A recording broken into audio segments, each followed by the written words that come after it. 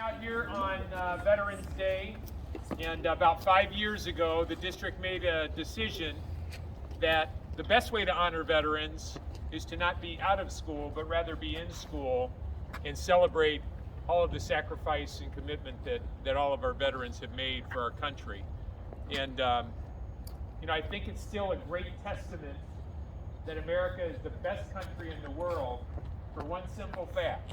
More people tried to immigrate to this country than any other place on the globe. And that tells you a lot about what this country represents.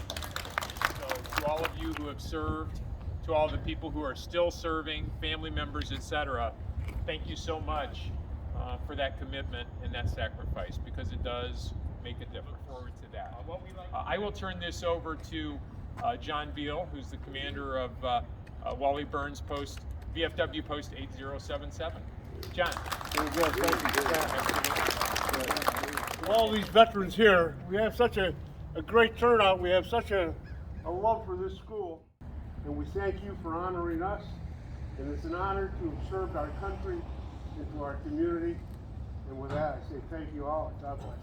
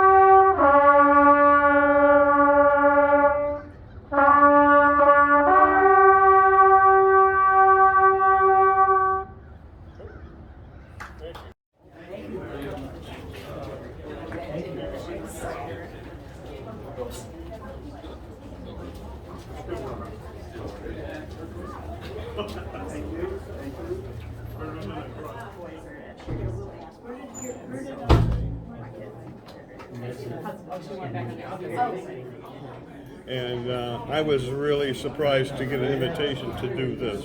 And I think it's just a wonderful thing for the children, and it plants the seed for patriotism. And to me, that's very important. And two of my grandsons have been in the military, and I was proud of them to doing that. And this is great. This is where it all starts at this age.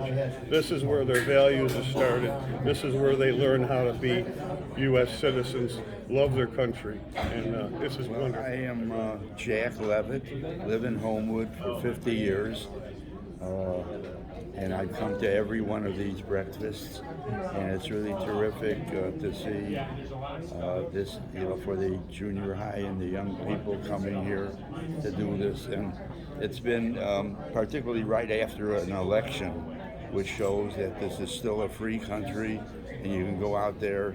And I thought this is one of the things that we have fought for, was for this freedom to do this. And however it comes out, we join together as one country.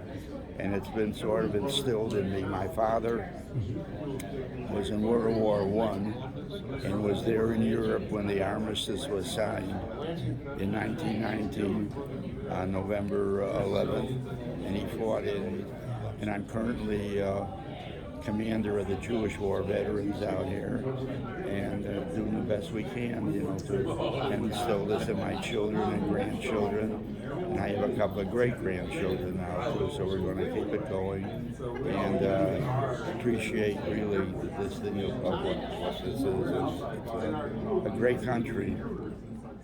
And talking to my father about what was it like to fight in trenches. Now, they're not fighting in trenches now, any wars, but what was it like in 1918, 1919, what was it like in going over? And it just, and I'm sorry that I never really sat down and talked to him at the time. My dad was a Marine in the Pacific. He was a shotgun for the flamethrower guy that was going through the silos and stuff. He was a hard Marine, and he never mentioned what he did in the Marine Corps. They weren't talking Silent. about it. It was like a secret. Yes. Well, And that's a shame, and it's the same thing like Maybe you can't describe it. Right, well, Unless if we were together in that same foxhole, we don't have to talk about it. Right. We know what we went through. So we try to explain it to somebody else. well, I went over to Vietnam on a C-130 transport after all my training in the States. And when I came back on a commercial flight to San Bernardino, California. I'll never forget it.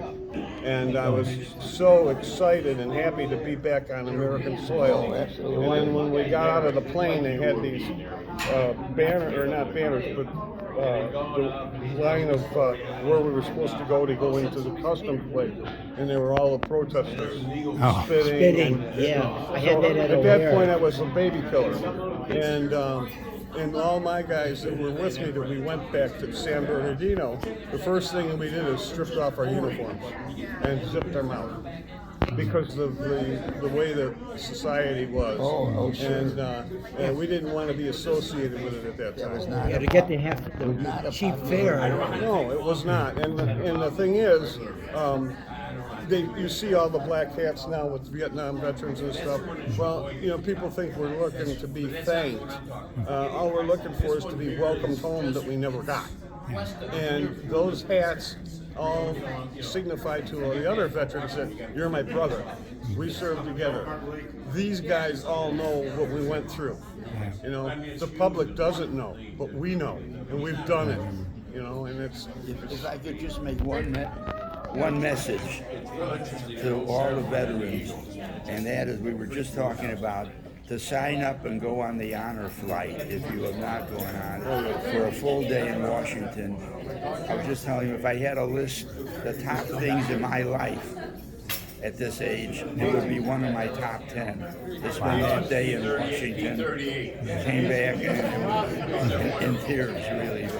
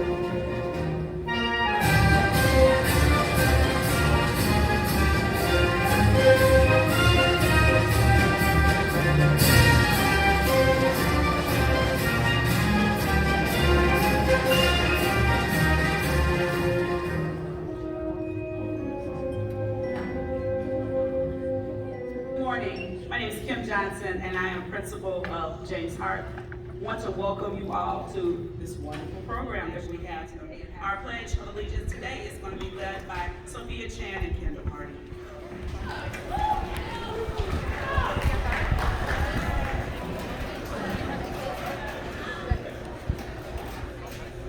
Pledge allegiance to the flag of the United States of America.